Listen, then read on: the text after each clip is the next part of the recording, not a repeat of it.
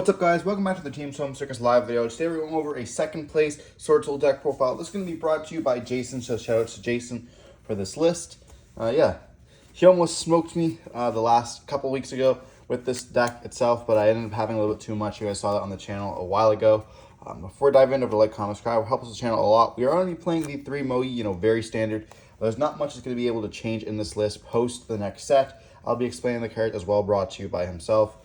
So 3 Mogi, your normal stuff, the 3 Long Yon, and then you have, of course, your 2 Taya, as long as your 3 Ecclesias. Nothing really changes here. This is a very standard package. A lot of people are on 2. You want to be able to have multiple copies of these cards in rotation. We also are playing Desires, so the double Taya is going to be a little bit more important. That's it for the Swordsoul cards until we get some more of them. Now moving on to the Tenyis, we are playing the triple Ashina, the double Vishuddha, the double Adhara, as well as the 1 Shatana. So this is going to be a little bit different from some of the other builds. We are playing this currently because of the fact there's a lot of destruction going on in the meta, so this is going to be good. Vishuddha is really cool with the card we have on our side deck, going to be able to bounce it back to having another copy of it. And then, of course, Ashina is going to lock you into your worms, and then you get to add back with the Adhara. But a lot of times you don't want to be seeing these cards because they're not really one-card stars anymore, and the format has moved on to a lot more quicker pace, which is why Swordsoul has kind of fallen out of favor because it is a little bit of too much of a fair deck. So you just take this as old reliable essentially when you just want to be able to play and have fun. Now for hand traps, we have the triple Ash, triple Veiler, triple Imperm, and we're actually not playing Nib in this. We're playing the triple copies of Bell. When Tempai does release, you could play Ghost Ogre instead of this. But Bell is really good in this format because we have copies of like Snake Eye Ash. I guess we have copies of Flame Birch itself, which can be doing good. It has a lot of problems. Like this deck has a lot of issues with dealing with some of these bigger boards, and Princess is a problem as well. So being able to hit Bell with Princess, or Princess with Bell, I should say there, is really impactful for the strategy. As well as like Branded in red hurts this deck a lot. Like we saw, like there's me playing Branded versus him. And there's other decks like Raid Raptor, which has a big struggle. Like this deck can't really beat Raid Raptor, so having cards like Bell helps you out a lot when you're able to just destroy some of the stuff. And it's all around really never dead against anything, essentially like even Lab, which we saw. Then for the spell cards, we are playing the triple Emergence, the double copies of Heavenly, as well as the 3 Desires, and then the 1 Call of the Grave. This is going to be 41 cards, so your last card is going to be a copy of the Swordsoul Blackout. You could cut this down to 40 if you wanted to by removing a copy of Desires, but Triple Desires really helps for consistency reasons. You always want to get multiple cards in rotation, and like this deck is very, very fair. Therefore, getting card advantage is what really creates the unfair advantage, where you're able to just continue going all the time. And of course, Call with the Grave is Call with the Grave. Heavenly Prison or Heavenly Circle is really good this format as well because it does dodge cards like Imperm and Veiler, which are everywhere. But very standard main deck. Moving on to the extra deck now, very solved. So we have the double Chijao, the double Baxia, the 1 Draco Berserker, as well as the 1 Yazi, alongside the 1 Chaofeng. These all have found their place here. Not much has changed. If we do get where Tempai comes really good, Chaofeng might be a little bit more interesting because you can just sit on it. And then of course if they try popping it, you get some effects. You could play the Swordsoul version, or a Super Heavy Samurai version, I should say, where you can sometimes go for the fire and then end up firing locking them. That's a little bit more complicated in a different deck altogether. Let me know in the comment section down below if you do guys want to be seeing a copy of the Super Heavy Samurai Swordsoul deck.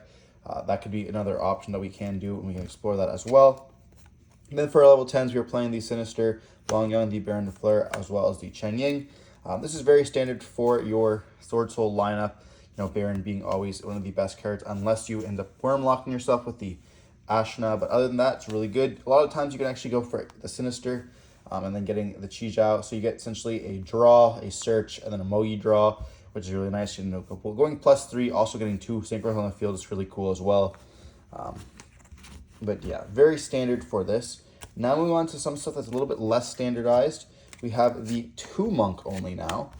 This is going to be replaced with a couple cards that we're going to be seeing. We have the Shaman, and then we have the SP Little Knight, as well as the Typhon here. So this is going to be the Agoth package. These cards came out in Agoth, and which are really powerful for the deck. You can play other cards instead. If you are on a budget, there's lots of different options. You can play a copy of Dragite. You can play copies of another Monk. You can play another copy of a Punisher here. Really, you have options you can play if you do want to go for a budget version of this. But these two cards just help you out a lot. You know, Scott Grace's going second can be quite problematic if you're able to summon a monster and then just put it over it and you start bouncing. And then SP Little Knight, I was told that this card's not really that useful in the deck. It's only useful when you get hit with D-Barrier, which is quite problematic for this deck. But you could end up like going into the SP Little Knight and then you can just sit on that, kind of like a stall piece, he said. But just, you know, another piece of interruption that's just really good.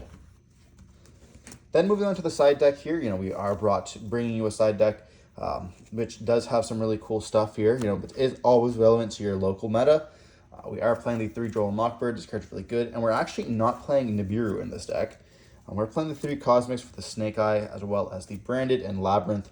Really whatever else. It's also really good against Voiceless, which is also something else that's really good against Voiceless, is the triple copies of Evenly Matched alongside the triple copies of the Anti-Spell Fragrance. So this is a very standard card in the Swordsoul deck.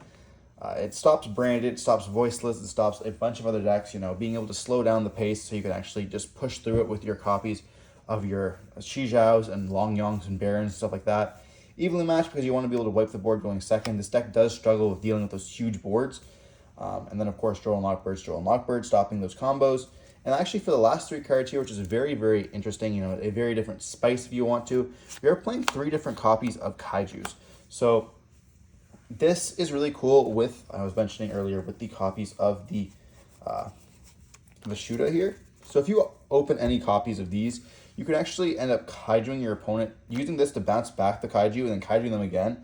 It comes up a lot against Raid Raptor, where they have cards like the Towers, and are quite problematic. Like, it's almost impossible for you to out a copy of Rising Rebellion in this deck. So being able to just like Kaiju them and then bounce it back and then Kaijuing the other monster, because they do have like normally triple towers on the field, can be quite gimmicky. But it does help you out a lot with the combos like that. And of course, we're playing the 3 different ones, so we do always have the option to special them out to our opponent's side of the field and then having a copy to go up. We're playing, of course, the 3 lower ones because that's just going to be able to beat over your stuff. And if you like hit them with the Kaiju going second, even if it's not a Towers monster you're playing, it's like Branded, you know, getting rid of a copy of for example, the Albion the Sanctifier Dragon before it activates the effect, can be quite good for us, you know, being able to then be able to play through your stuff. You're not going to get any puppets and then just really able to powerhouse. A lot of times the opponent ends on like an Appaloosa as well, or a copy of Flamebird. If you can just like Kaiju them before they activate anything, essentially they just lose their Flamebird. They will be able to summon back up 2 bodies, but just helps you out a lot with this. Regardless, this is going to be the deck profile. There's not much to explain. It is only Swordsoul. You know, we have been around this deck for a very long time now. If you guys want to see anything or have any questions, let me know in the comment section down below, and I'll make sure to answer every single one of them. Don't forget to stay safe. Peace.